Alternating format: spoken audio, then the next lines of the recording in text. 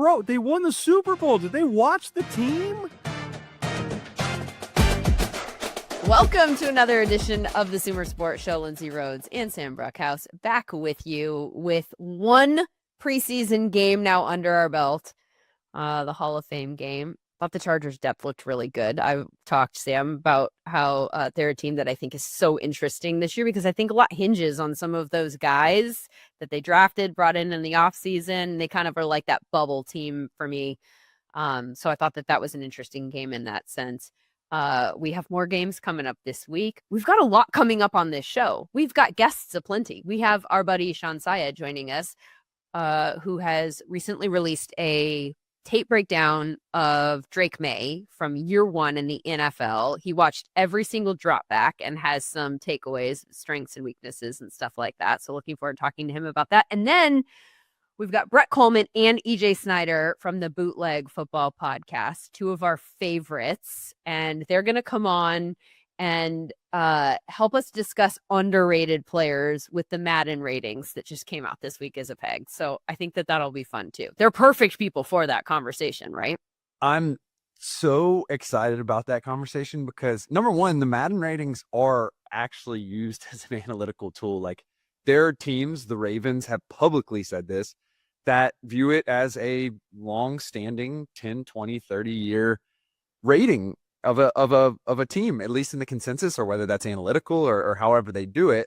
And it's very rare, I can tell you as a data scientist, to have any scouting grades going back even 5 years, much less 20 years as the Madden ratings do. And so to really investigate these and see where the big differences are of how we view it is going to be really, really exciting to me. I've got some players that I think are underrated. I've got one that I'm irate about that I don't know if you can even call him underrated, but I'm going to put him in this category because he's just way lower than he should be. And he's not even that low. But anyway, there's a very nebulous tease for that conversation coming up a little bit later on. First, though, big news out of Rams camp, which is that they got an extension done with Kyren Williams. I thought this was an interesting conversation for us because roster building is sort of, our bread and butter, and paying the running backs, not paying the running backs, paying Kyren specifically of all running backs becomes kind of an interesting conversation. So the fact that they were able to get this done, and I don't know that it was a for sure obvious thing that they were going to sign him to an extension personally, but they did. So it's a 3-year, $33 million deal. 23 guaranteed, 7th highest average per year at 11 million. So where that ranks in terms of the other running backs, you've got Saquon at the top, you've got CMC, Derrick Henry, Jonathan Taylor, Kamara, Josh Jacobs. So he's being paid very well relative to his position. But I do think it's also worth noting that he's not even close to the same ballpark as Saquon, who's making almost twice as much at 20.6 per year. So you've got kind of a big gap between 1 and, in this case, 7.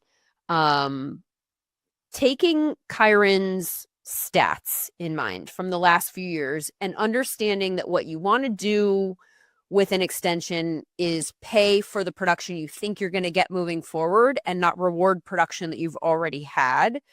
But you also, need to take care of certain people. Like, it's an environmental situation where you don't want to totally undercut people who are important to your team in terms of locker room stuff. I think that this is an interesting conversation. What do you think of the deal? Yeah, I mean, let's lay out what they believe they're paying for. And that is someone who has been one of the best success rate running backs in the National Football League for the past couple of years. And he's been consistent in that. It was that way last year. It was that way the year prior. And especially in a Sean McVay system where you're running a lot of duo, you're running out a lot of man. The goal is to not take massive losses and keep the chains moving so that your players like Puka Nacua or your players like Matthew Stafford can make big plays. That's a perfect setup. And he also is a great innings eater as well. He can take a lot of carries. He's the true running back one. And so that is what they are paying for. The questions, Lindsay, are a lot more contract based because you dive into these contracts, and I think this may be the first reverse, like, deflation of an APY for a contract, because the way I'm looking at this contract is 2 years, 22 million guaranteed, or 23 million guaranteed. Yeah. That's fourth There's only 3 more players that are making more guaranteed, all on 2-year contracts, all offensive player of the years. Derrick Henry, CMC, Saquon. I don't know if I view Kyren in that realm. So it's going to be really interesting to see how the 2-year cash, 3-year cash, signing bonus, etc., all comes out as it's leaked out, because the APY that you just laid out is a lot different than the guarantees. And when we're talking about running backs, we did the sticky stats series. It's immensely variable what may happen on a year-to-year basis. And moreover, we have seen that with the Rams in the year they made the Super Bowl with Todd Gurley. So that is why this is so fascinating, Lindsay. Well, it's, I agree. So many of those points. You pointed out the success rate.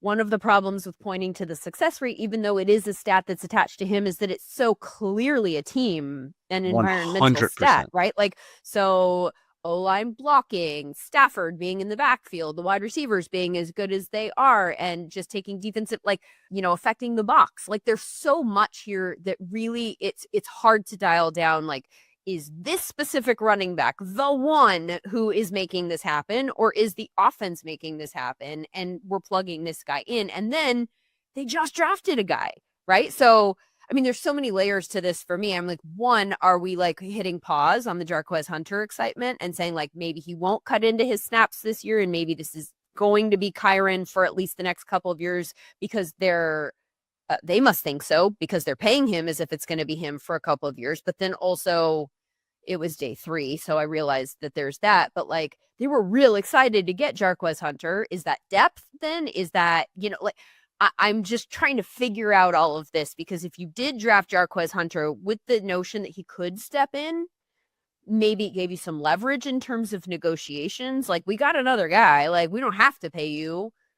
But do they think that they have to have Kyren and that there is drop off if Kyren leaves the field? There's this almost brings up more questions than it does answers for me. 100%. And particularly since the expectation, just statistically, and we talked a lot about Terry McLaurin last week and how the stats didn't necessarily add up to what it was reported that he wants. Now it's reported that he doesn't necessarily want that, but he wants other things. There's all kinds of elements here. Here it's on paper. It's signed, sealed, delivered. The terms, at least as we know, the $33 million, 3 years, $22 million guaranteed, $23 million guaranteed. And the real knock of why he wouldn't be a top 5 or a top 10 running back is the EPA per play last year. And that is the true descriptive stat when it comes to the running game. That's the one that everyone grades their running game on. And he just was not immensely efficient last year. Now, what does that mean? It means he fumbled a lot. Was he better the year prior when he almost made an all-pro team? Yes. But will that fumbling get better? Do defenders, as a former defender, smell blood in the water? You start to get more punches. You start to get more chances taken when a guy knows that you will fumble? Yes. And so when you are hurting your team via those massive EPA drop-offs due to fumbles, that does bring up about a question of, can you get back to that EPA space? And that has nothing to do with the aging curve of running backs, him going into his 4th year, him being heavily utilized at Notre Dame, him being heavily utilized as a Los Angeles Ram. And so there's just so many questions about this that you almost kind of wanted to see it play out a little bit more if you're coming from a purely analytical perspective. He was 30th last year amongst running backs in yards after contact per attempt. He was tied for 25th in rushing yards over expected per attempt at 0. He was 12th in terms of runs of 10 yards or more. This one's an interesting one for me because he is not really used in the passing game, right? Like people who look at this from a fantasy context understand Kyren has been very good in fantasy. That's because his rush share is off the charts, right? He just eats up every single carry for them. One guy only. It's Kyren. He has a 70% rush share from last year. He had 316 of their 450 rush attempts. So that's significantly higher than everybody else. And that's why he gets to the point where he does in terms of yards, right? So he's 7th in rushing yards last year, 3rd in attempts. Like he just gets the ball a ton. they don't throw the ball to him. He's 40th in receiving yards, 31st in running back targets. So like you've got some stats here where it feels very propped up by volume as opposed to talent. And yet you also have to have enough talent to take advantage of the opportunities so that you're not just a total disaster and that they want to replace you. This is a front office that I've said over and over again, I have so much faith in. So they know him better than anyone else. And them signing him to this deal means that they think, I would imagine, that he can continue to produce at least for a couple more years at the rate that we've seen him produce for the last few years. And they think that that will be enough. But I just think it's fascinating. There is worthy of discussion here too, is that we're talking about paying him this high dollar amount for running backs. It's still like nothing, right? Yeah. Like that's worth talking about. So you're going to make him the 7th highest paid running back. Not nothing for all of us. Like I would, yes, please, I would love $1 million per year. But in terms of NFL contracts, it's not that much money. So I wonder if, that's kind of where we're looking at it. Like if you go to 11 per year and you look at wide receivers, you're looking at, let's see, he went just over Josh Palmer and De'Ami Brown.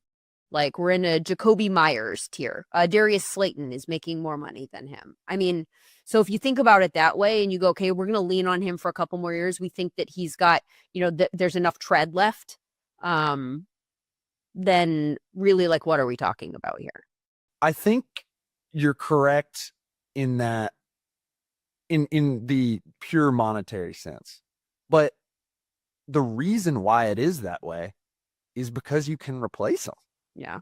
And have someone who you might be able to replace him with. So yes. Exactly.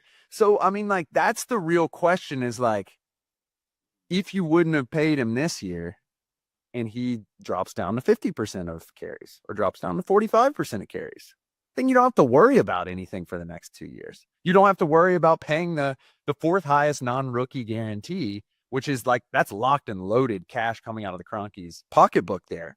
And so it really brings about, should a running back ever get an extension? And I mean, like really the only super successful extensions. Now, obviously you have to give it to Christian McCaffrey because he wins the Offensive Player of the Year and is one of the best running back seasons ever. And when he hits, needle is moved. Exactly. Like needle is 100% moved. That's what we're talking about here, right? Is this guy good enough that he individually 100%. by himself moves the needle? 100%. And so when you go back and look at it in recent years, really the only extension that has, quote, worked out, and again, like we're super caveating, super hindsight, has been Alvin Kamara, who has had 1,000-yard from scrimmage seasons and been the focal point of the offense for at least 12 to 15 games a year, basically since he signed that extension. Derrick Henry was eventually let go. I mean, I was just going to say, Derrick, actually, I was just about to say with Kamara, my follow-up was going to be, do you think it's because of the receiving value? 100%. Right? But then Derrick is exactly the opposite, because Derrick's not a guy who, like, Derrick is a Kyron style guy. Totally different, I understand. Yeah. But I'm just saying, like, he's a guy who's going to get a ton of carries and just eat up the rush share, and he has just failed to drop off in ways that feel alienish. I think the rule is, don't give a running back an extension unless they are a major part of your passing game. Christian McCaffrey, probably going to be Jahmyr Gibbs here shortly.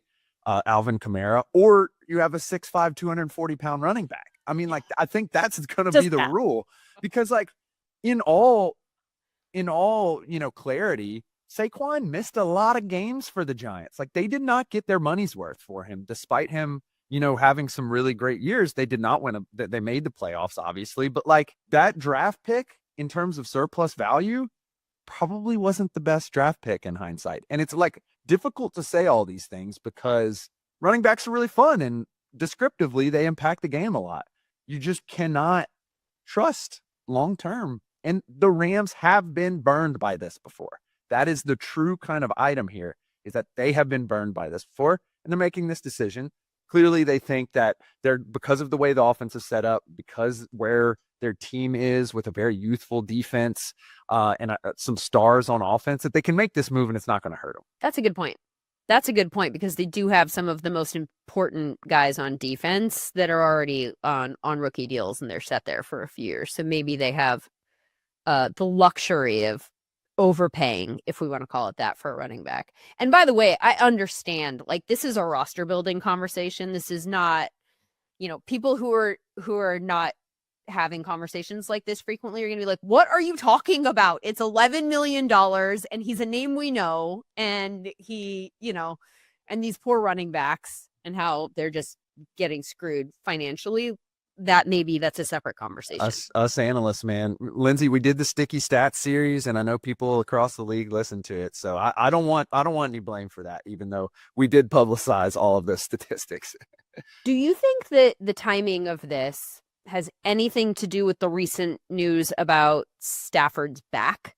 And Stafford hasn't been out on the field for training camp, and the back is enough of an issue still for a 37-year-old quarterback that we're talking about maintenance, which is just like not what you want in the preseason, even though everything's like, oh yeah, if there was a game today. I saw Schefter saying, my understanding is if there was a game today, Stafford would be on the field. I'm like, I mean, I get that makes us feel better. That's all kind of not the point too, though. Like, we're talking about a guy who has had some issues physically in the last few years, and now we're starting the season with things that we have to be concerned about, and we're maintaining him already, right? Like, this is not exactly how we want to start.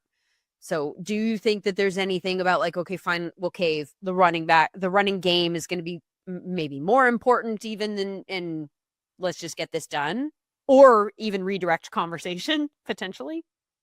I think there may be identification of a window, especially given that they have a super-powered head coach in Sean McVay, and they have some really talented players on the team. And maybe you just want to lock it in for these 2 years.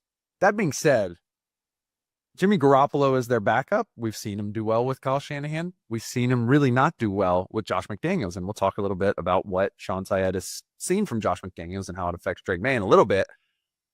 But if it's easy to say from not inside of the building and not having to win games and not having to talk to an owner every single day, but this would seem like a move that if your franchise aging quarterback goes out, that you would not want to make.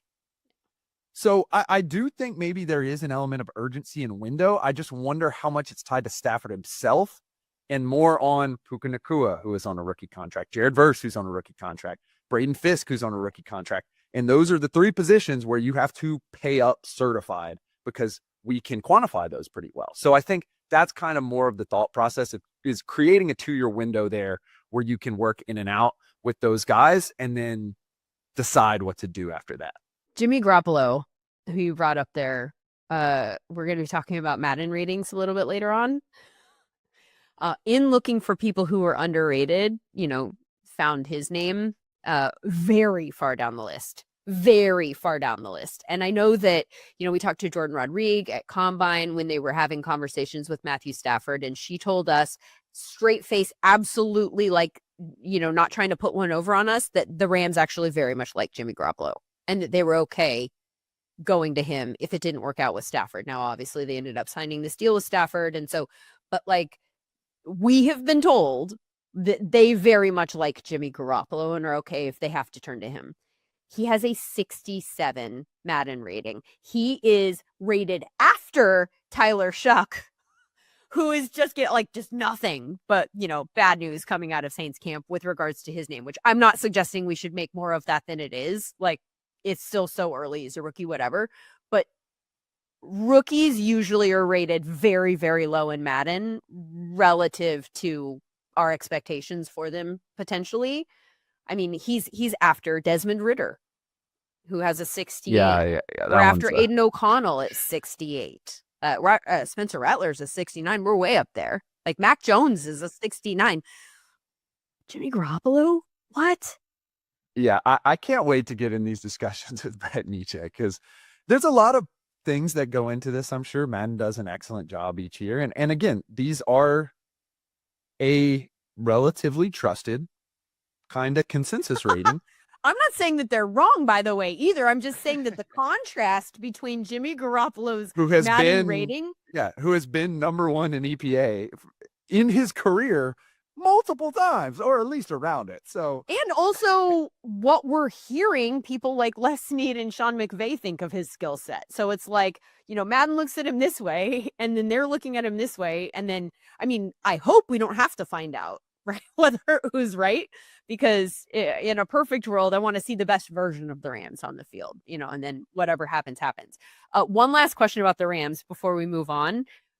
And it's related to the Stafford back situation. They've got 2 wide receivers who are getting drafted very early in fantasy drafts. Puka is an early second round kind of on the turn guy. And then Devontae is going at the end of the 3rd round, roughly from an ADP standpoint. I would not be surprised if their average draft positions don't start to go down just a teeny bit in the next week if we don't have some good news or see Stafford back on the field. Do you think, if you were on the clock right now in fantasy, are you more or less likely to pass over on them where they're going because of the Stafford news? I would be overjoyed to snap Puka Nacua up if he starts dropping. Yeah, because the 2 kind of grail stats, and when you really start asking people around the league and you start listening to our Sticky Stats series, we're pretty good at figuring out which wide receivers are good. And the way we do that is, how good are they per route run, whether that's yards or EPA. They tell a little bit different story, but Puka is really good at that and has always been really good at that. And how much target share are they getting? And he is one of the top in the league at that. And I can imagine, especially if the quarterback goes out, maybe that changes Devontae Adams, but he is earning target share. And then obviously on the flip side of that, Devontae Adams switched teams twice. He switched teams during the middle of the season last year and still was able to get good target share as well. So I'd be happy to snap them up, particularly Devontae Adams. If he starts falling in like the mid rounds or the late rounds, like I will take that all day. Lots of other camp news that we could discuss, but we've got a lot of great stuff planned for you today. So camp reaction will have to wait, and maybe we'll have some tape to break down with games coming up this week when we return next week. And we know a guy who breaks down tape like it's nobody's business. Sean in the chat. Shawn, by the way, Shawn Syed is the least likely person to be called Shawn by anybody. And yet, look, Lindsay, I'm just happy that we have film to talk about. I am happy we can go through the Hall of Fame game film. We're so close to regular season games. It doesn't matter what I'm called as long as the film is being uploaded. Shawn Syed schemes on the social media with us now to kick off his in-season tape breakdowns. It's technically not an in-season tape breakdown, right? Because the season hasn't started, and it is of last season that we are currently breaking down. You sort of launched this whole thing, and you're going to be doing tape breakdowns like this regularly with a look at Drake Maye and all of his dropbacks from last year. You watched them all. You put together a just under 17-minute video breaking down strengths, things that he needs to work on, all that kind of stuff. What was your primary takeaway after watching all of this Drake tape? If you're a Patriots fan, if you're in the Patriots organization, I just think you have to feel really good about that pick. I think you have to feel really good about what Maye put together in his rookie season, even where all the numbers are not the most encouraging numbers that you'll ever see. I think Drake Maye can do kind of anything on a football field. Now, look, there are tons of things that he needs to work on. There is a world where he is not able to be consistently accurate in the short area of the field. There's a world where he's not able to just totally clean up his decision-making, and that really just hampers his progress through the next few seasons. But his ability to push the ball down the field, his ability to just create things out of nothing in the pocket, that is what you need in the modern NFL. So was it the greatest rookie season ever? No, I don't want to pretend that. I watched a lot of snaps that, had me wondering what is going on here, what's going on with the infrastructure, what's going on with the players, what's going on with Maye's decisions. But the takeaway at the end of all of it, I feel comfortable and confident with where Drake Maye was in his rookie season. Things to work on, to be absolutely sure, but also I think a really bright future ahead of him. Yeah, so Shawn, my major takeaway, and you hammered on this with some beautiful clips, and again, we encourage everyone to go watch this. It's on YouTube, it's on Twitter. It's a lovely 16-minute video. You can crank it out if you're, cooking dinner or something like that, and you can learn a little bit more about Drake Maye. But what I took away from it was that improv creativity, that's his main strength right now, and that's where the eye matches the AI. In terms of Drake Maye, because he was pretty successful in the multitude of pressure situations last year. What did you kind of see from that creativity? And do you think he's going to be forced to do that again this year?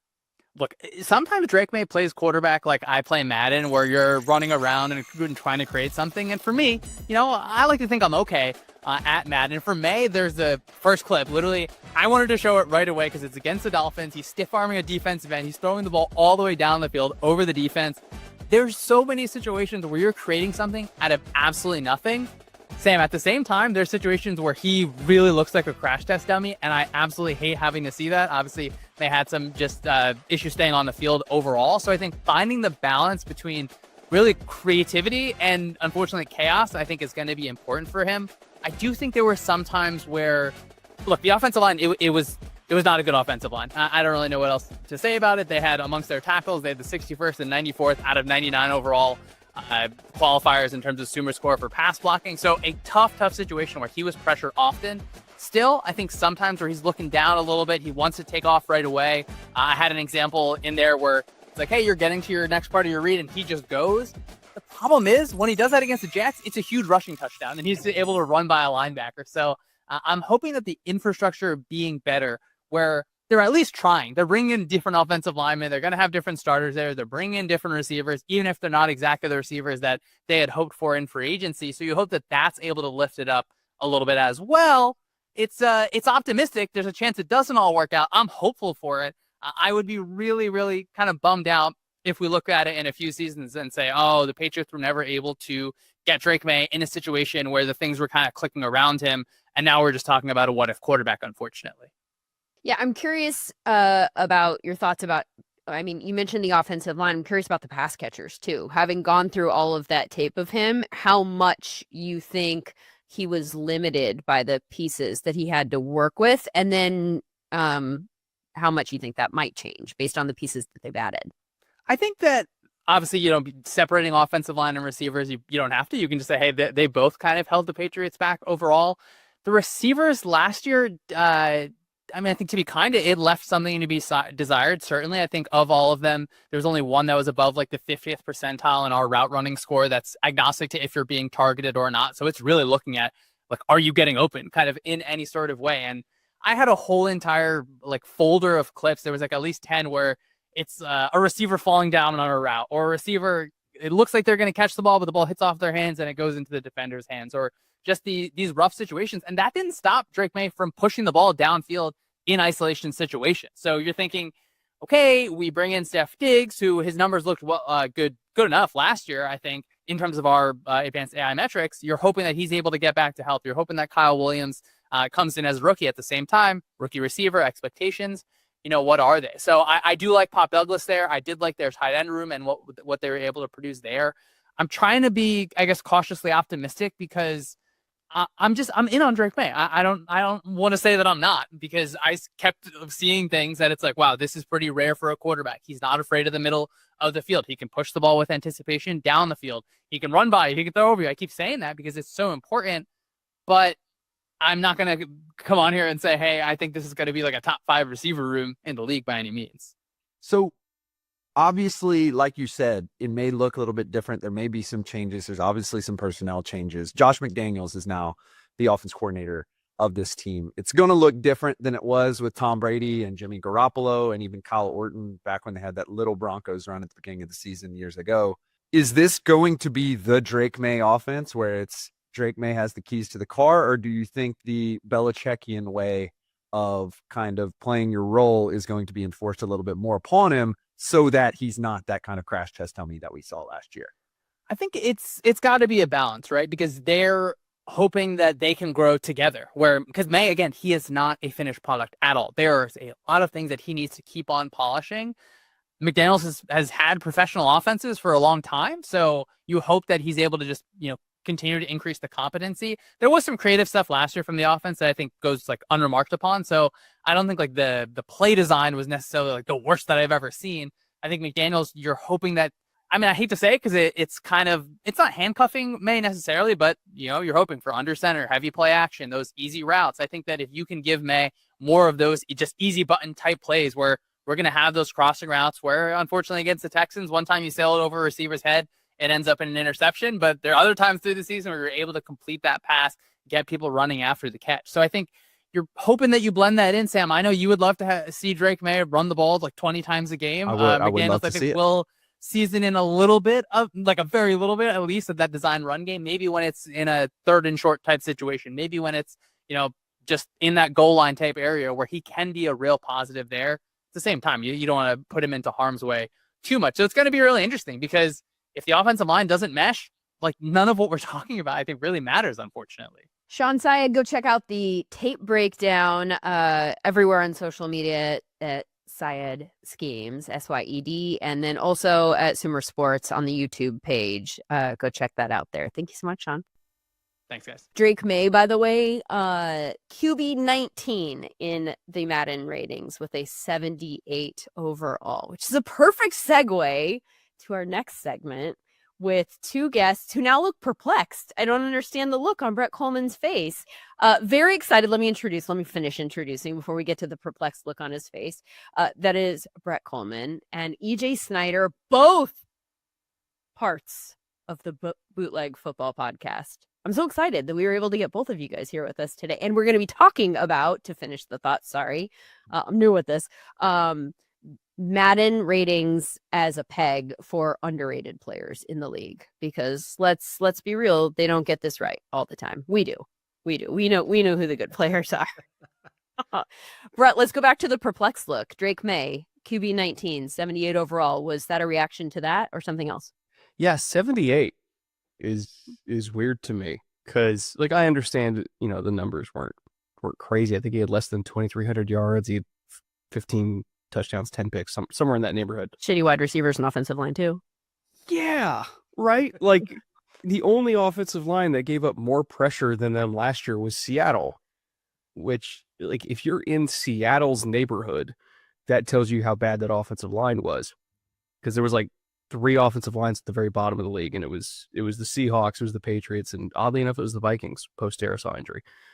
So he was dealing with pressure at that high of a rate, higher than almost anybody else. He was a rookie. He had a coaching staff that didn't know what it was doing. Incredibly toxic situation. His defense had one of the worst pass rushes in the entire NFL, so they were giving up points at a high clip. He was thrown to like Pop Douglas and Keyshawn Butte as his top 2 receivers, and he still looked pretty good. So as far as I'm concerned, he had the worst possible situation a rookie quarterback could have. I want that to be the title of the Summer Series episode that is yet to come out. The worst possible situation. Yeah. Well, Patriots fans, I think have been saying that all offseason. Is it's a miracle that they were the 4th overall pick, not the 1st overall pick. Yeah. Although some of them probably wanted the 1st overall pick. In all of my fantasy leagues last year, drafted either Javon Baker or Jalen Polk, because I was like, one of these guys has to be good, right? They just have to be. So late round, just took turns wasting a pick on those 2 guys. So yeah, not great. And now they might not even make the team. Exactly. Because does Mike Vrabel strike you as a coach who would keep around guys that he didn't draft that aren't as good? Jalen Polk, by the way, is 74 in the Madden ratings. Why do I have that note written down? I don't know. I don't even remember. There was context, I think. What a pull.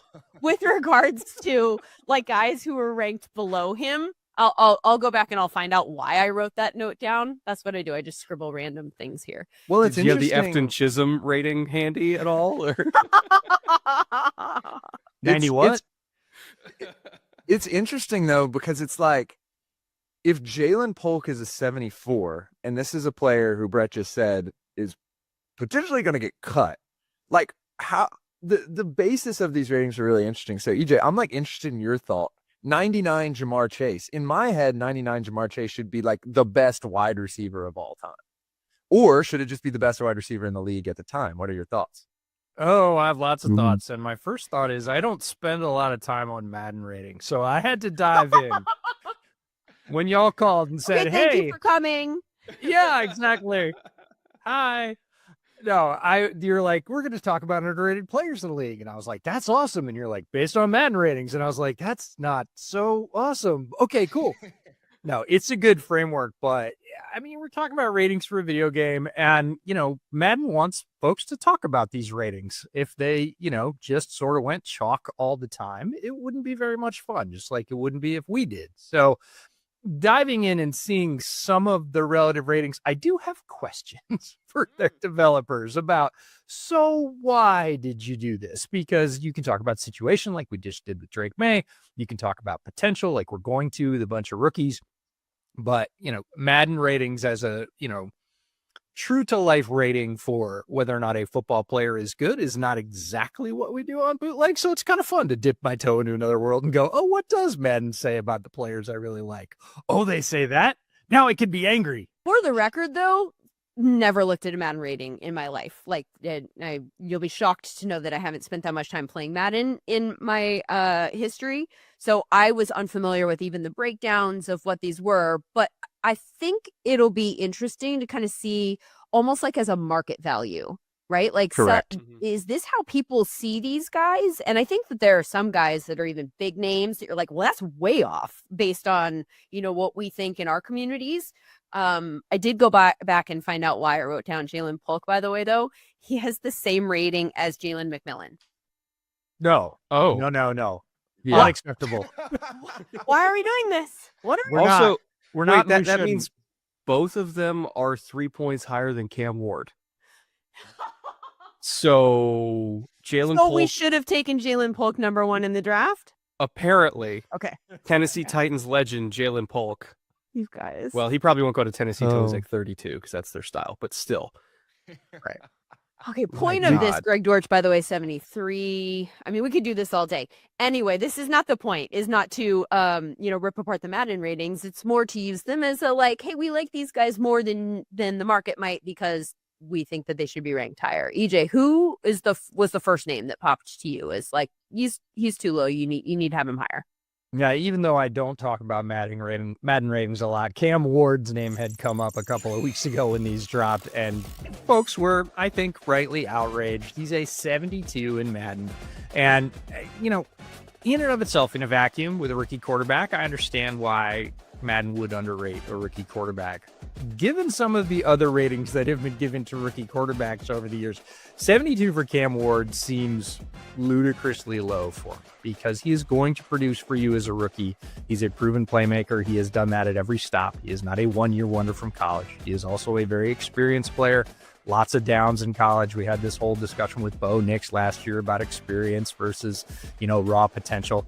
Cam Ward is an experienced playmaker at multiple stops, and he gives you something with his legs, which he's going to need as a rookie starter. All rookie starters occasionally have to do things when the play breaks down, and Cam Ward is one of the best at that. So 72 for me feels criminally low as a starting point. It just feels like, well, we didn't talk about you a lot because you played at Washington State and then you went to the Titans, and we don't care about that either. So we're going to make you a 72 to just tick their fans off. Other than that, doesn't make a lot of sense to me. 1 point higher than noted Cowboys backup Joe Milton.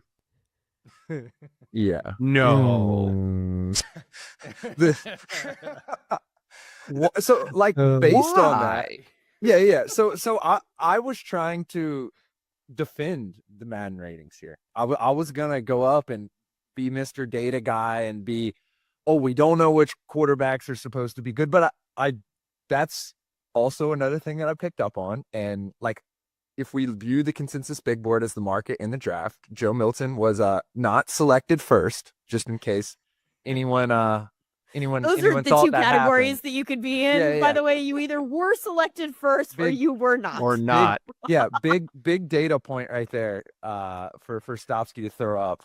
Joe Milton not selected first, Cam Ward selected first.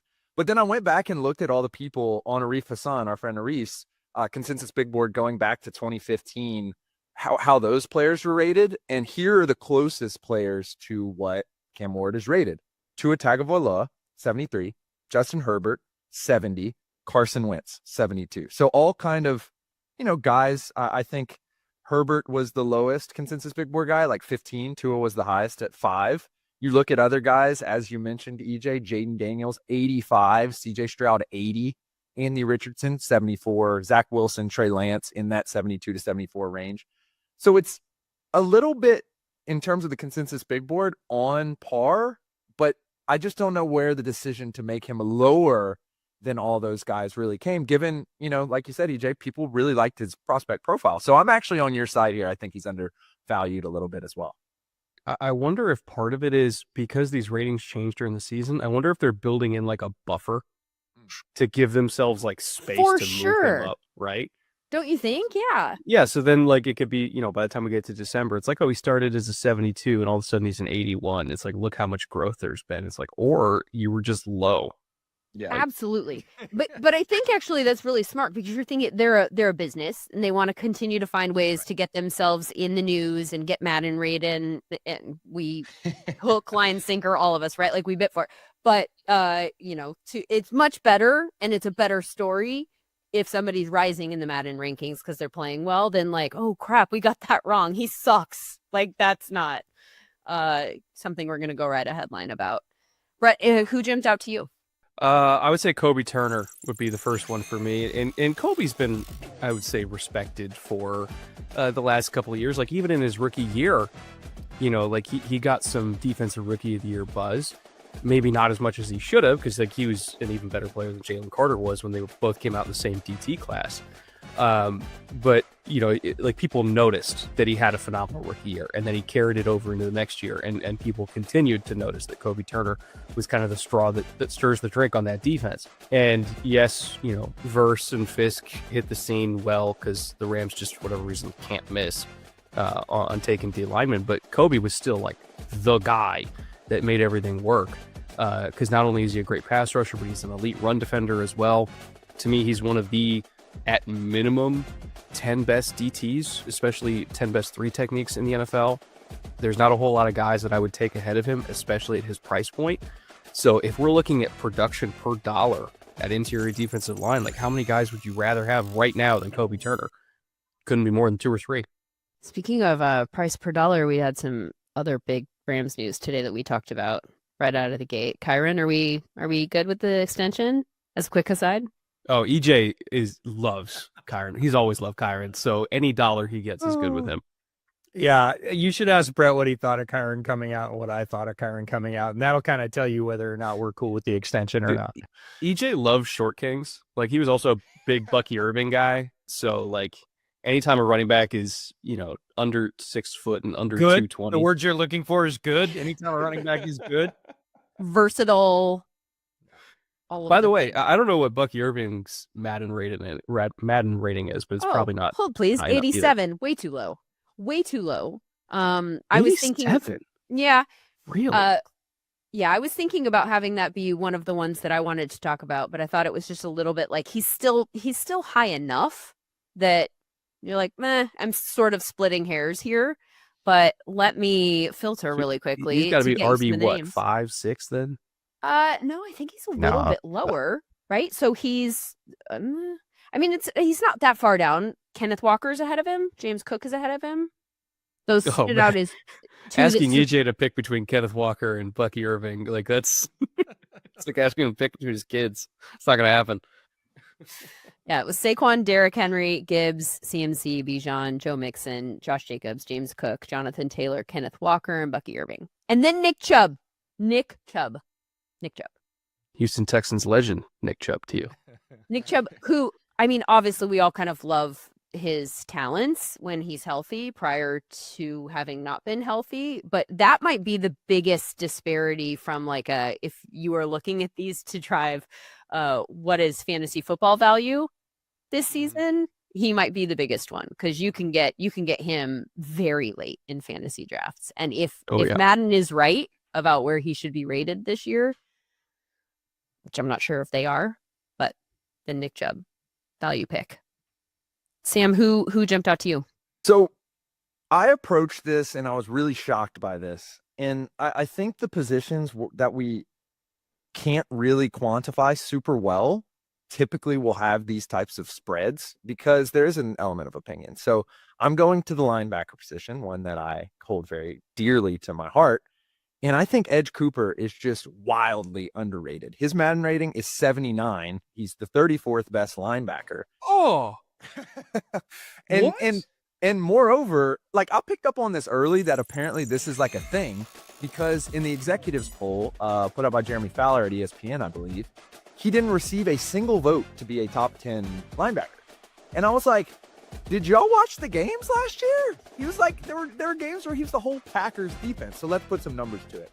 He was in the top 10 of our coverage SumerScore grades for players with more than 200 snaps. Here's some of the names that are with him on the top 10. Okereke, Henley, Quincy Williams, Robert Spillane, Demario Davis, Zach Bond. Run stuff, also top 10. Here's some of those names. Chenal, Jordan Brooks, Jack Campbell, Tranquil, Zach Bond. Like, these are all excellent linebackers. He has pass rushing upside.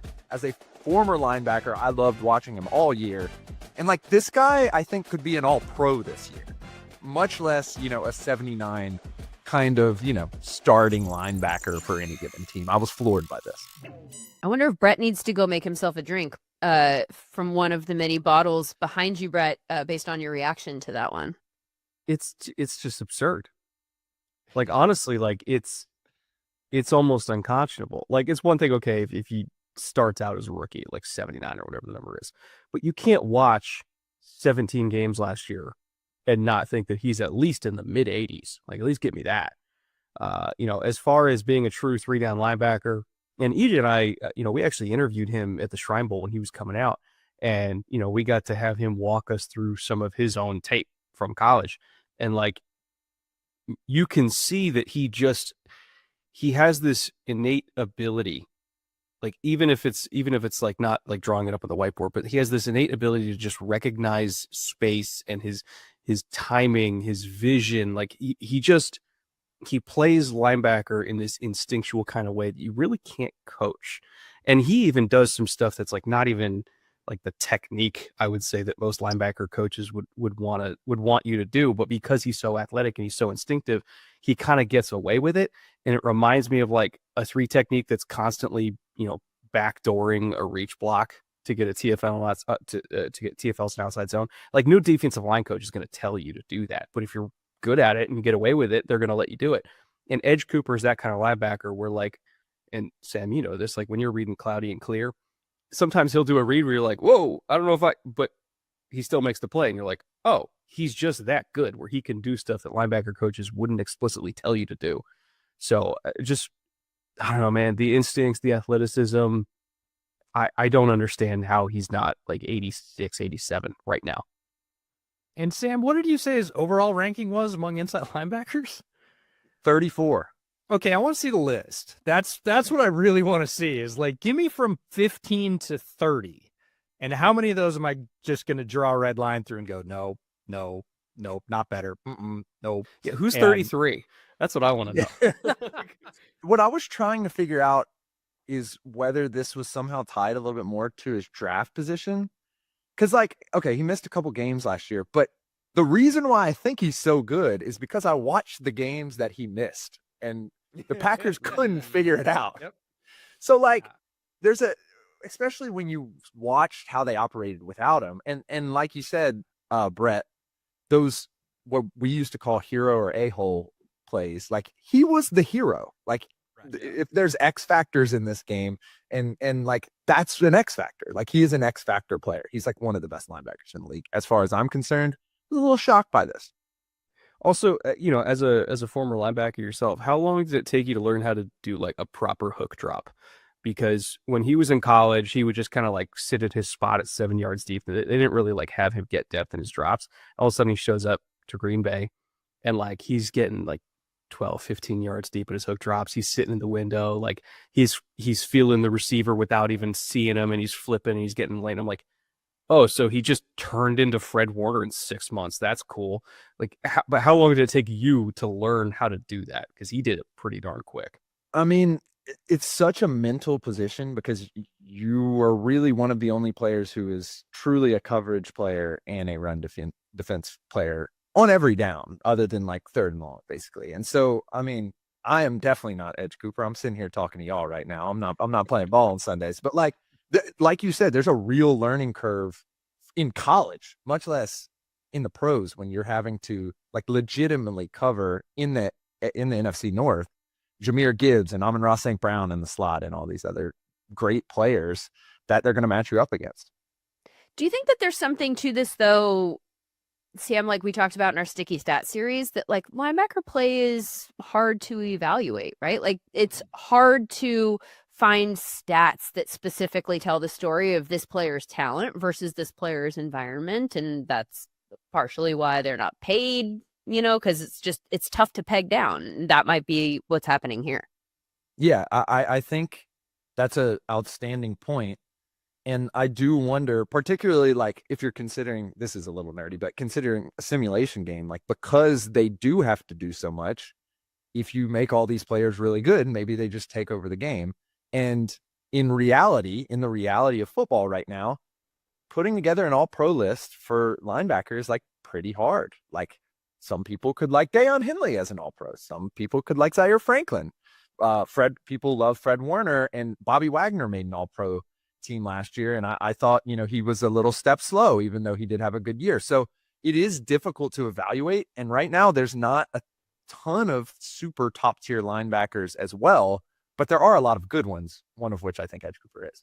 One of the positions that I think is not particularly tough to evaluate, and one that we regularly do for fantasy purposes, casuals have their favorites, all of the above, is the wide receiver position. And so that is why this feels like low-hanging fruit, and you guys gave these great names, and this one's going to be my basic one that feels like you're splitting hairs here because he's still ranked really high. But I literally looked at this, and I know that people were talking about A.J. Brown being wide receiver 7, and he's way too low. And then I found Puka Nacua at wide receiver 13, and I was like, I have to talk about this.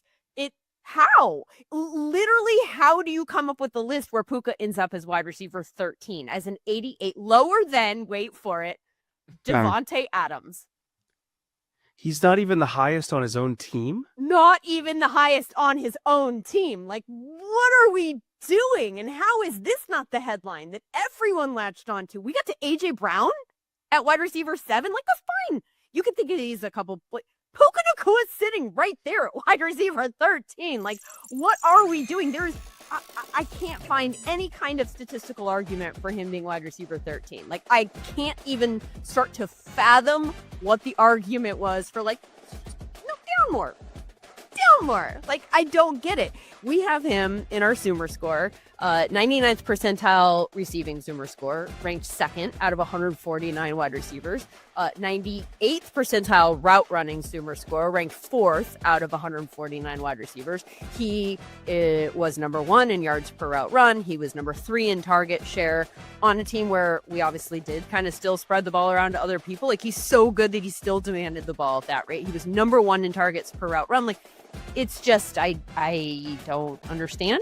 I'm wondering if anybody can make an argument for me about, like, this being potentially right, because I'm not seeing it. EJ, you had a stat when we did the Rams episode about his yards per route run. What was it? I can look it up, probably put it in the description because I don't have it up at the moment. But the good news is, Lindsay, we found a title for your podcast, which is EJ's Priors Confirmed, or Madden Hates EJ, one of the two, because Puka was a guy I called out this summer before he was drafted because I got to see him at Washington, and the ability was always there. And I mean high-level ability.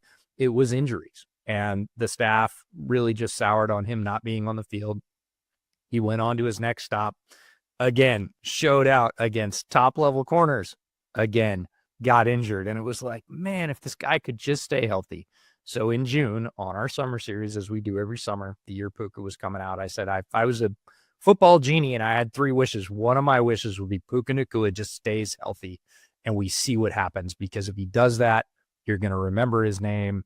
And, a lot of people have called back to that, but it was always that way. It's not some prescient thing. It's just keep him on the field and he can dominate. He's got great size. He's a hell of a blocker. You talked about the route running and the target share and how he converts on the targets he does catch.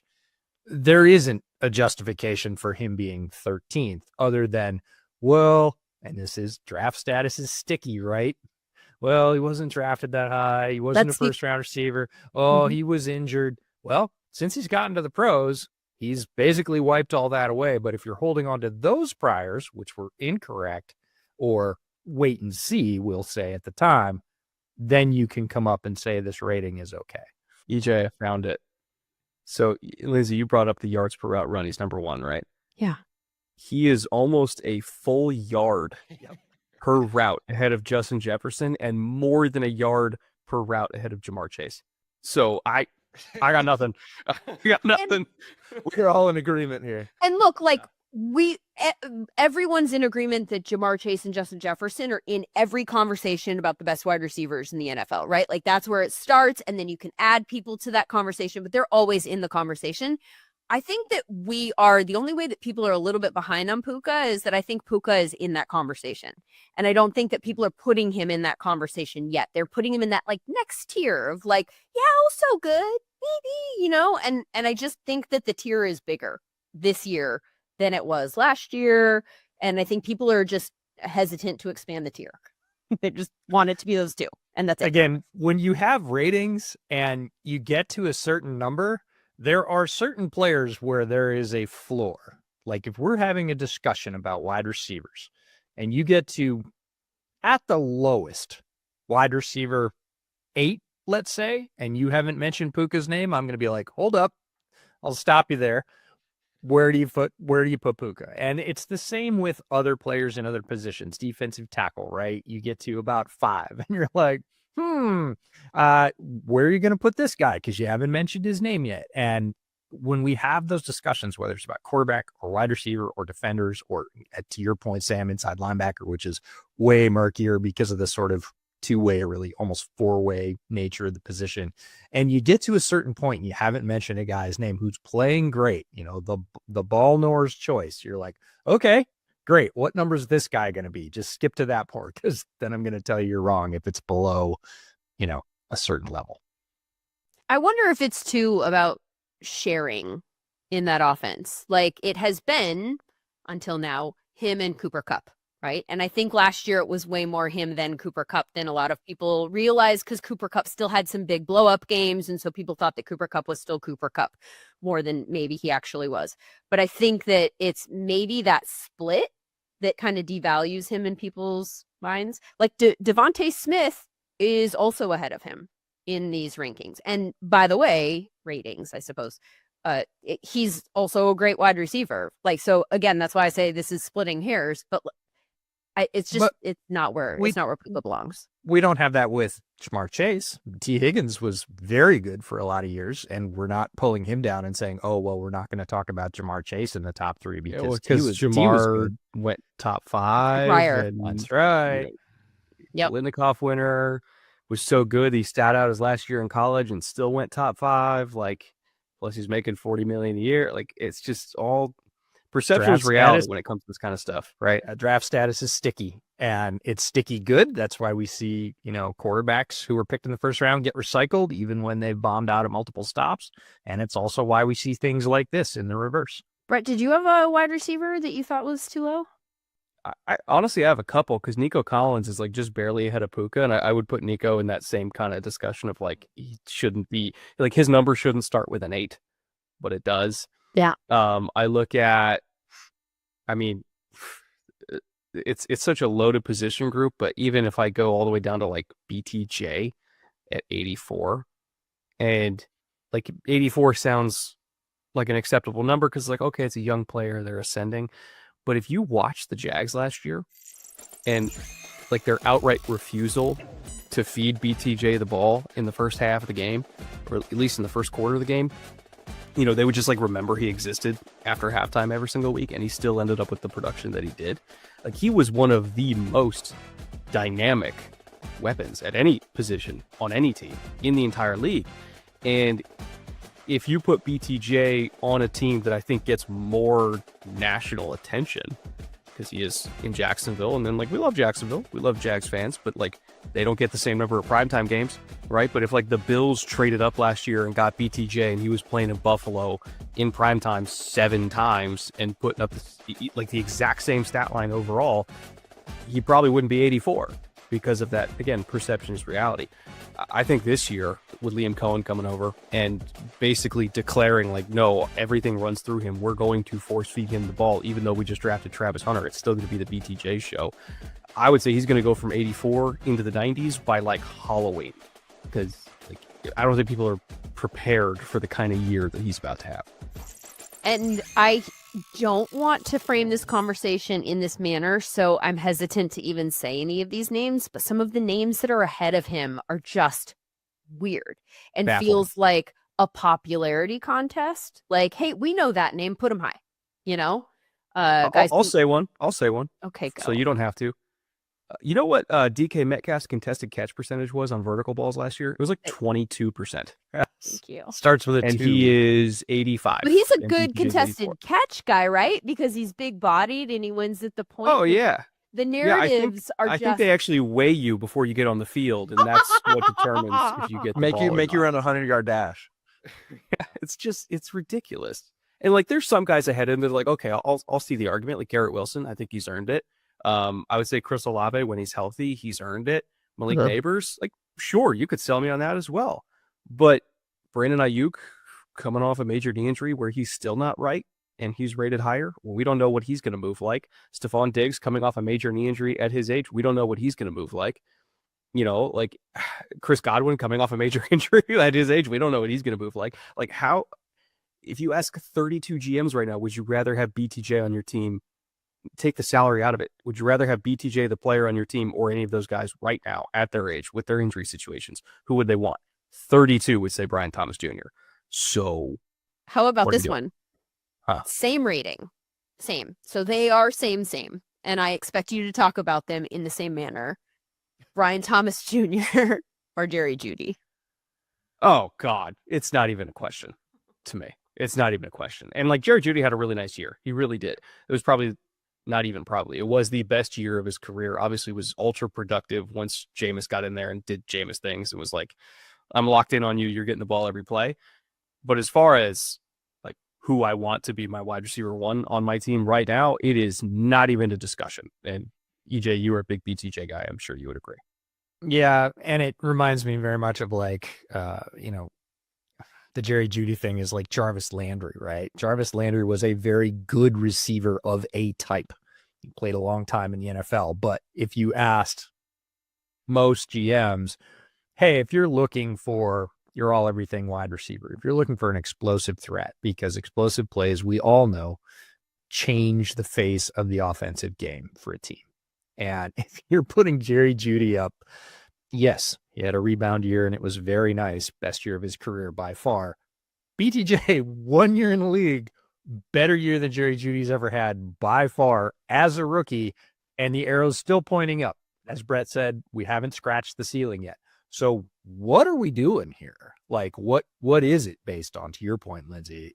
Why do these numbers land where they land? Because the way we'd all look at it, we'd go, well, that's absurd. But Madden does it because it works for them for a reason. I'd love to know the reason.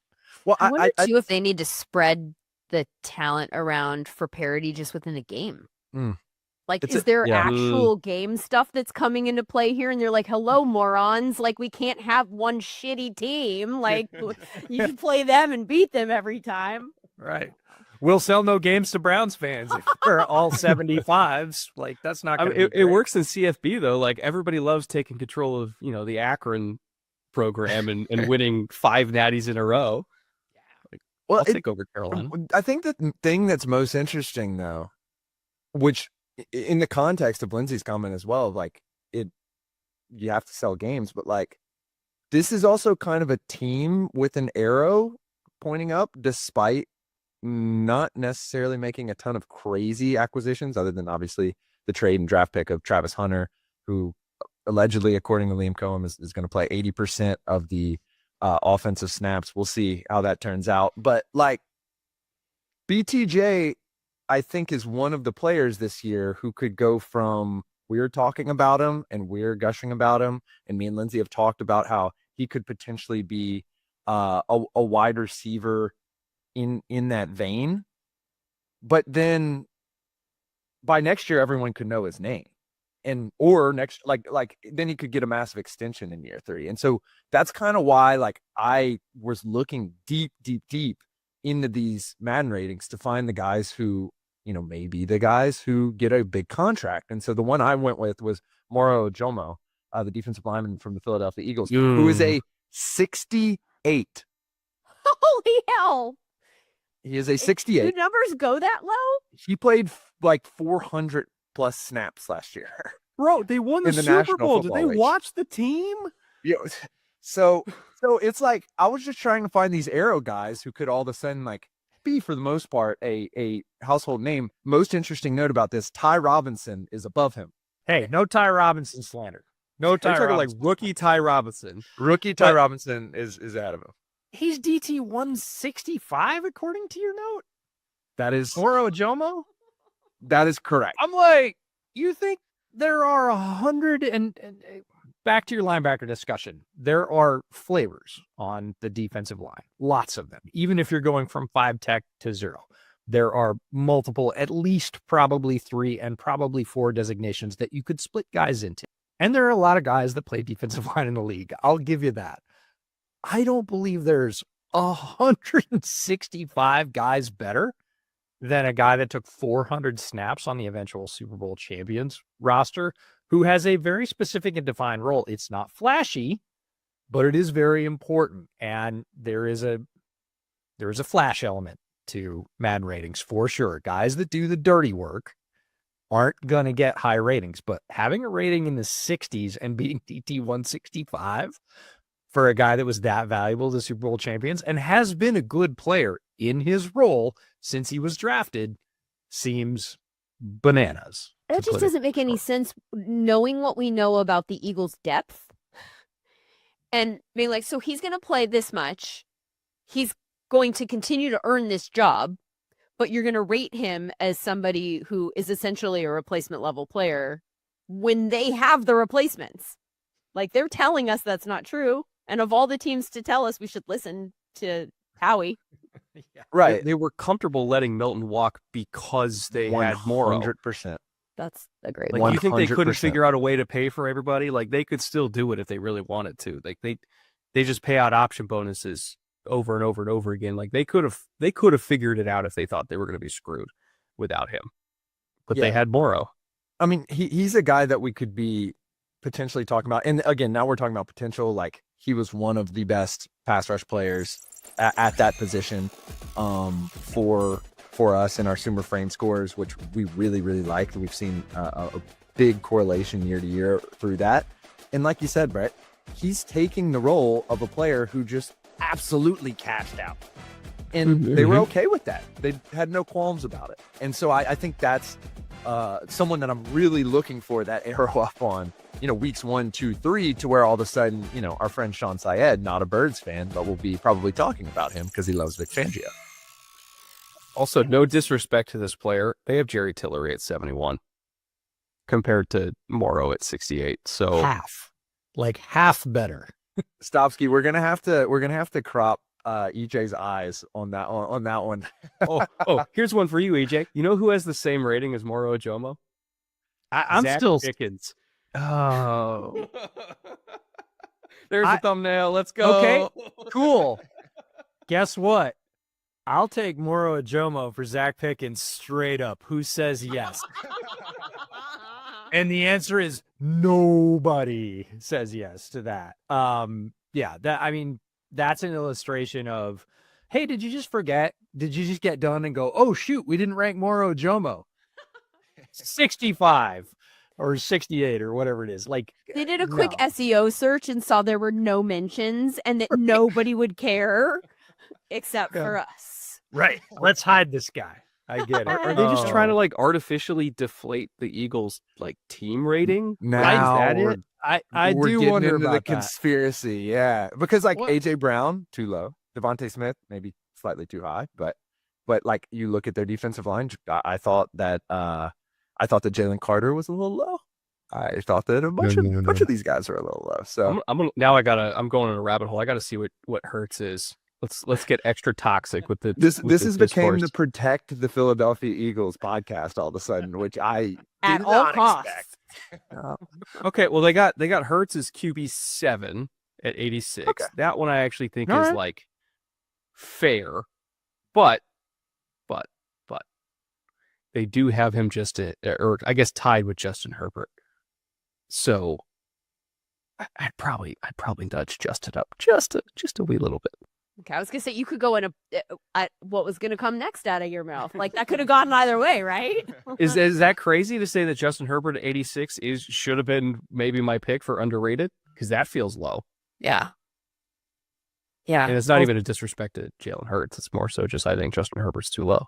Fingers crossed we find out that that's true this year with the pass catchers. I feel like it's like a full cut paste situation every year. They're always like a bubble team, the Chargers, and we're gonna figure out if they have pass catchers this year that can really like, put it all the or O-line or whatever the story is. It's just like constantly pointing fingers in different directions. But they're so interesting to me in terms of teams and camp that I want to see, not in the Hall of Fame game, though for depth purposes, it looks like they're good. I want to see them actually in the preseason and some of these younger guys used because I feel like a lot of their draft picks have the potential to maybe play big roles this year.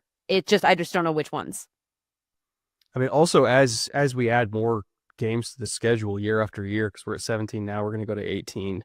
I mean, you guys are in the analytics company, this, as the sample size increases, I would say the predictability also increases, right? Because there's less events that can rapidly change our projections, or more events, which means less, you know what I mean?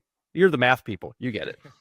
But I'll say this, what that also means is the teams that are deepest, that can withstand injuries the most as your surface area, your exposure to injury becomes greater, those teams are going to be the ones that make it further. Yep. Which is why I also think it's like a miracle that Detroit made it as far as they did, despite having 21 guys on IR, because like lesser programs with less depth would have crumbled before Thanksgiving. It's also why I was asked after that game last week about teams with bad quarterback situations, maybe looking into Trey Lance. And I was like, the Chargers are the last team that should trade away an actually competent quarterback as a backup. Like we've seen people need to go in for Herbert. He has a history of leaving for a couple of games a year with different injuries. So knock on wood, that doesn't happen this year. But I would, based on what we saw in the Hall of Fame, small sample size in preseason and against 2s or 3s or whatever, but like he looked pretty good. And I would be thrilled if I were the Chargers to say, okay, good. Check, like if something happens, we have depth at that position that might not be the worst in the world. And the average NFL team starts 2.5 quarterbacks a year. Obviously it's made up by some starting 1 and some starting 5, but like if we're talking about the average in the league, like you need to have a backup that you can trust for a few games, because like the guys aren't getting any healthier with a 17, 18 game season. EJ, I feel like one of the themes of this podcast has been your disdain for Madden and also some of these ratings. Like Sam called out, some of your facial expressions have been golden. So who are we going to make a I'm disgusted by this rating face next? I don't hate Madden. Let's get that out there. Madden serves its purpose. And if I have any axe to grind with Madden, it's that 10 years ago they killed franchise. And that's what I like to play as a team builder. Too. So, other than that, I think Madden's great as a talking point, and it's a tremendous franchise that keeps the sport that we all love in the public eye in a very different way than we all could. So I don't hate Madden. What I do in the football world is very different than coming up with Madden rankings. So we'll just leave that as it is. But Travon Walker, the edge from Jacksonville, is a guy that I want to talk about, because if we're going Goldilocks here, and we had the too hot as Cam Ward, and we had it's close, but I don't agree with it. And then we have it's really, really close will be my sort of splitting hairs one as the last. Travon Walker's in the middle for me, and he's edge 47. And we need to talk about mechanics for a little bit, because the player directly ahead of him in those rankings is Pete Werner, who, by my count, plays a very different position. TJ Edwards is also ranked ahead of him. Again, not in the same category, but if you look at some of the people, he's a 78. And if you look at some of the folks above him, again, I think the story about Travon Walker when he was the number 1 overall pick as an underdeveloped pass rusher coming out of college with sort of immeasurable physical traits was, oh, well, we'll see if he's good. And his first year, he wasn't. He was still learning. Since then, he's had 10 sacks a year. 10 sack a year guys in the league are extremely rare. I was going to look up how many there are every year over the last 3 seasons. It's not as many as people think. It's kind of like, oh, that guy will be a 10-year starter. 10-year starters in the league are few and far between. 10 sack guys in the modern game, if you get 8 or 9 sacks, you're incredibly valuable. We talk about you in a very bright light. Travon Walker's had 10 both of the last 2 years. He's only a 78 in this game. So I reached out to my ringer, Brandon Thorne, who does offensive line work, but also great defensive line work. And he's got something called Sack Score. And one of my favorite things that Brandon does is talk about high quality sacks as opposed to cleanup sacks or unblocked sacks that are just forced into you late in the down, ones that you really earned. And Travon has 5 of those 10 over the last 2 years are high quality sacks compared to Josh Hines-Allen, 7 over the last 2 years. So similar. Again, I think we think of Josh Hines-Allen as a premier pass rusher, and everybody goes, oh yeah, and Travon Walker's on that team too.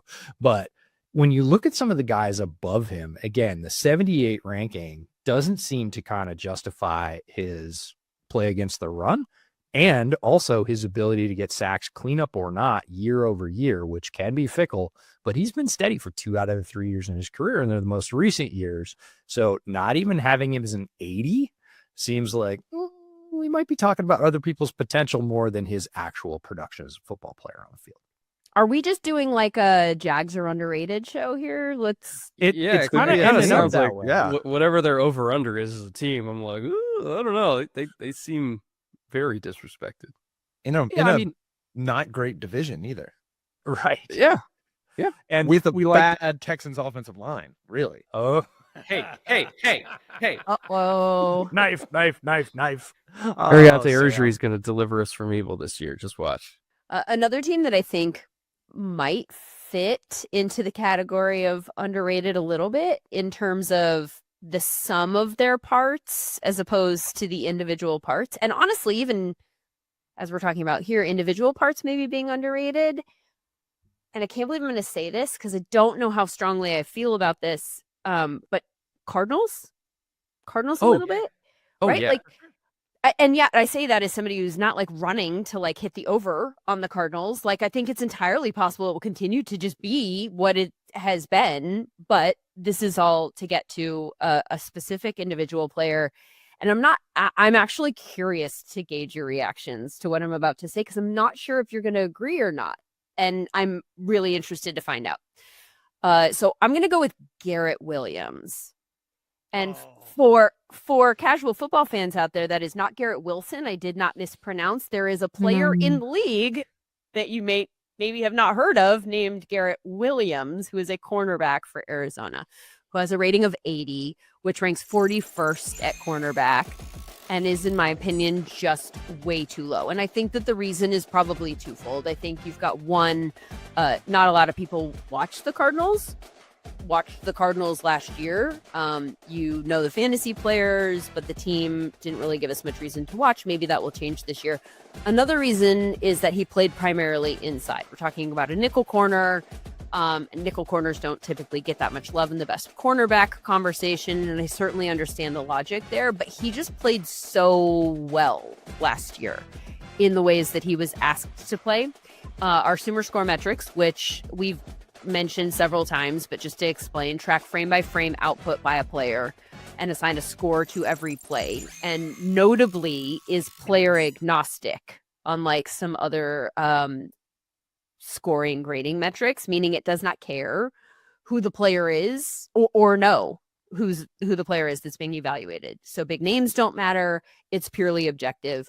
This metric had him ranked number 1 in coverage score amongst cornerbacks. So even separating him from outside corners, understanding that the two are different, he was the best nickel corner in coverage. They're talking now at Cardinals camp about finding ways to keep him on the field more often, probably because of his versatility, playing outside with Will Johnson. We're going to see more of that this year. I just think he's a young guy who is not a household name, who is ascending and who isn't captured entirely well by the Madden rating, admittedly with room for growth, particularly against the run game. But I think that this is an example, kind of like we talked about with linebacker. There's just different kinds. EJ, you've said several times, there's different flavors at this position. Even on the line, there's different positions. This is clearly different position within his position. And so I'm curious about your thoughts about how you should rate someone like that against the guys on the outside. Brett, you want to let me take this one? Hey, man, you've been a Garrett truther since before he even hit the Oh, NFL. yay! You're not like Lindsay's dumb. Good. No, Lindsay's very smart. So every week at the end of our division summaries, we do a patron-only episode where we pick our award winners. And for the NFC West, which we've already done this year, Defensive Player of the Year for the NFC West, I said Jared Verse because I think that's wise, but I made sure in that episode to give a shout out to one Garrett Williams. Coverage snaps per target, 7.2, fifth in the league. Yep. Coverage snaps per reception, 12, third in the league. NFL passer rating against 73.5, sixth in the league. Garrett played immensely well in the desert, and the tree fell there and it made no sound. Nobody heard about it, and a lot of people, to your point, Lindsay, don't even know his name. Now, I'm a Syracuse fan, so I understand, not a problem. But again, lots of guys from Syracuse don't work out. I don't blow their horn, and this is a guy we need to get out there in the NFL consciousness because he's playing exceptional football for, again, a team, and I'm not going to say a smaller market, but a team that generally gets paid less attention to in the NFL universe. And it's, everybody's like, Buda Baker. Buda's great. I love Buda. An NFL classic about our Cardinals legend, right? Garrett Williams is next in the desert, and people need to know about it. By the way, though, your summer series, which we've alluded to quite a bit, so good, you guys, so good. I mean, it's very, people who are familiar with what you guys do, it's very on brand for what you do, very detailed, very you're going to get a really thorough picture of what the team looks like. You kicked it off with the Raiders, and I immediately had to go on a full live tweeting exercise because it's so good, and it has been for all of the different teams. The most recent one prior to the Jets episode dropping is The Art of the Ethical Tank, and it's about the Saints. But I love your titles, by the way, too. The titles are money. They get slowly more unhinged as the series goes on. Because we're in this for 2 straight months. We're posting episodes 5 times a day for 2 months, or 5 times a week for 2 months. And I could speak for EJ on this. There comes a point about 4 or 5 weeks into it where your brain is mush and you're like, I don't even know what to call this thing. And I think one of the ones that I had last year was 92 minutes straight of us just gassing up the Titans or something like that. I was like, this title sucks, but it somehow worked. So it's whatever, I'll take it. I mean, 92 minutes of you gassing up the Titans as a title would make me click on it because I would have a lot of questions about what was going to be in that show. You are not in the minority. There were a lot of people that watched that episode, but yeah, I can vouch that about 3/4 of the way through, he'll pitch me a title and say, does this work? Is this too much? And I'm like, nah, send it. And it's never too much. Right? I think our title for the Bengals episode was these people are giving me an aneurysm. It's I don't know, man. What? That was just the defensive tape? It was very close to factually correct. Yeah, we had to cut out a lot of that episode that was oh, this probably couldn't be watched by children on YouTube, so we're going to trim this a little bit. Speaking of which, we didn't, the Bengals, we didn't get to a third player for everybody for time purposes, which is fine, but Trey Hendrickson was on someone's list. Whose list was he on? That's me. That's my sort of splitting hairs. And Trey Hendrickson, again, rated at 92. And you might say, hey, that's okay. Typically it would be. And again, I think Trey Hendrickson was the Lone Ranger on the Bengals defense. And everybody was like, yeah, we know he's good and he held everything up, but the defense sucked. So we're going to let that sort of wash over onto our opinion. And Brandon Thorne and I went round and round about this one too, because he's got total sack score. And since 2020, Myles Garrett is 72.5 and Trey is at 62.75. That's the total since 2020. However, last year in both efficiency and overall sack score, Trey had the highest score he's ever recorded in both for any player since 2020. So 92 is good, it's not good enough. I think, if I'm not mistaken, that puts Trey at edge 7, but he should probably be, again, 3 or 4. If you're getting to talk about the best pass rushers in the NFL in any way that you want to, again, I'll take any metric you really want to bring up, and you get to 5 and you haven't mentioned Trey, we're done. I'm stopping you and saying, hey, he's not 5. So where are you going to put him? You need to displace one of these other guys. So again, 92 sounds great on the surface. He's on the wrong side of 30. I understand, but he was great and he had no help. So back to your thing about Aaron Rodgers, Lindsay, is he a victim or is he the cause? He was clearly the cause of the good things he did, and nothing he did contributed to being bad. His floor in our pass rushing Sumer score since 2020 was 10. So since 2020, he has been no worse than the 10th best pass rusher. In the last 3 years, that has been 6 every year. And so I tend to agree. When it comes to pass rushing, he's the man. And he is the only man on that entire defense. I was looking it up, and not to belabor the point, but some teams, it just feels like they get more respect than others in this game. They got Alex Highsmith at 88. So I'm like, how did you get it so correct on Alex Highsmith and so wrong on Moro Ajomo? Like, you can't be elite ball knowers and also completely ignore the Eagles at the same time. I don't know. They're in the same state. Like, what are we doing? Yeah, and I looked up Alex Highsmith with respect to Trevon Walker as well, because, Trevon Walker, you have it, and you're like, oh, well, he's getting, cleanup sacks. Well, that's been the argument for Alex Highsmith for years, and he's making tens of millions of dollars. So just shows you the kind of difference in evaluation, I suppose. Back to the Bengals. Speaking of, Trevon Walker's a 78.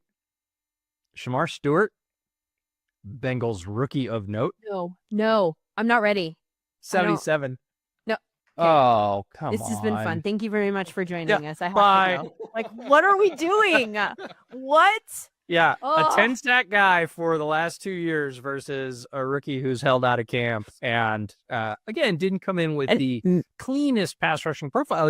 It's kind of funny because Trevon Walker and Shamar Stewart viewed similarly as athletes who had not put it all together coming out of college, but one of them's actually put it together in the league. So that's worth, let me see here, 1 total overall point. I will say this. Madden is grading or rating based on like physical skills and not production. So that does seem to benefit. I get it, right, but like then speed and strength shouldn't and agility. Walker then, like, if we're doing physical skills, shouldn't Walker then be like a 96?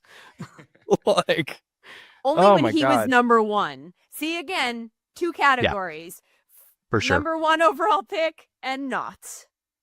Anyway. Now I need to look up what his rating was as a rookie, because has he just not moved in 3 years then? That is as the number 1 overall pick, I have to assume he would have come in as like a high 70s, right? So it's like, has he just not moved? I'll have to look that up.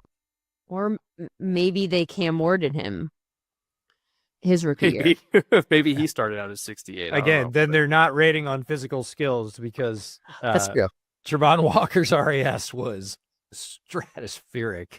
Trevon Walker has moved up since Madden NFL 23. 2 points. Oh, come on. One dude. point for each year he had 10 sacks. Isn't that the scale? EJ Snyder and Brett Kollmann, you guys are the absolute best. Thank you so much for doing this with us. Against your will, EJ, duly noted. You can find their work in the rest of the summer series. He's not laughing. We had a lot of fun. This is against my will. Whenever you, Sam and Lindsay, say, hey, come to a podcast with me, it's not against my will. The Bootleg Football podcast. You can find it wherever you get your podcasts, and also on YouTube. You can find them on the Twitter at Brett Kollmann, Kollman, and Football EJ. You guys are the best. Thank you so much. Thanks, Liz. Lindsay, it's so fun to talk about Madden ratings and these things that are technically for kids with people who just absolutely love football. It's not technically for kids. Oh, I'm okay. It's rated E for everyone, I suppose. But like, you step in with people who are like, I mean, we're talking about Moro Ajomo, Trayvon Walker, Garrett Williams, like these guys who are making a great living playing football, and I love football. And your average 12-year-old may not care about a slot corner, but it's just funny to see the massive differences between what we are talking about and what we are loving, and what someone just throwing on the sticks in the dorm room may be interested in. Totally. I'm still caught up on the kids game thing a little bit, just because it is such a complicated game, right? Of all of the games, the video games that are out there, Madden it's so layered. I think it's actually a really great tool for kids Definitely. to learn football, right? And actually become get them on the path to being sickos like us. 100%. And I learned cover 3 that way and what it was supposed to look like. Brett mentioned hook drops. I knew what a hook drop was because I played an absolute ton of college football back in my day. So building more football lovers. I played none of it. Maybe what I need to do is start playing Madden, and then I'll be putting out tape breakdowns like Shawn Syed, before you know it. I'd love that. That would be Watch awesome. out, I'd be Shawn. tuned in. What that might look like. Oh boy. Speaking of which, it feels like a million years ago that Shawn was on this show. Thank you so much to him for coming on. I love this, having like multiple guests on a show. I think it's going to be really fun this season, having different people within the company and out of the company, having a variety of different conversations within a show. So that's something that you can look forward to in the months ahead. And next week, maybe we will focus on, with a week of preseason games under our belt, one for every team. Maybe we can start having the rookie conversation. I think it would be interesting at this point in training camp, and with a little bit of game action by which to gauge kind of where they stand, to start thinking about which of these rookies that we talked about so much in the build up to the draft and then post draft is actually going to have a role that we need to talk about this year. So we'll look forward to that coming up next week. Thank you so much for listening this week. Thank you to Brett and to EJ and to Shawn for coming on. For Sam, I'm Lindsay, and this has been the SumerSports Show.